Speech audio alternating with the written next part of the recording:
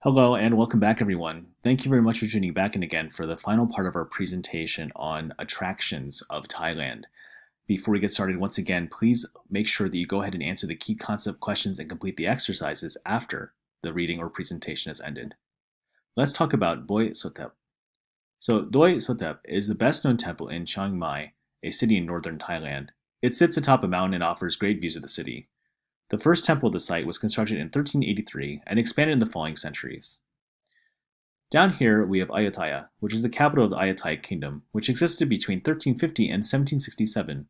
During its peak, the city had a population of over a million people, and the remains of the city are a popular tourist spot because it offers a glimpse of what once was a prosperous city, with numerous palaces, monasteries, and temples.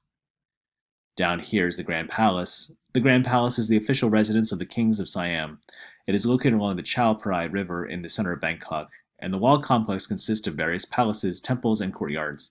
The Temple of the Emerald Buddha, or Wat Pharakaro, is the main feature of the palace.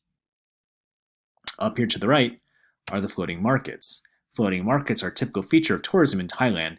There are many of these markets in and around the city of Bangkok. Most of them primarily function as a tourist attraction. There are numerous boats that sell all kinds of products such as fruits, snacks, and souvenirs too. Down here in the bottom right is the Phang Nga Bay, which is situated in southern Thailand. Its landscape features a series of islands with limestone cliffs that rise out of the ocean water.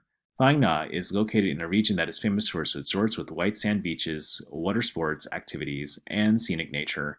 Some examples include Krabi, Phuket, and Phi Phi.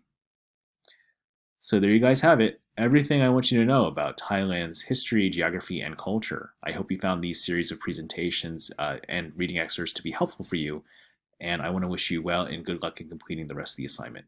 Thank you very much.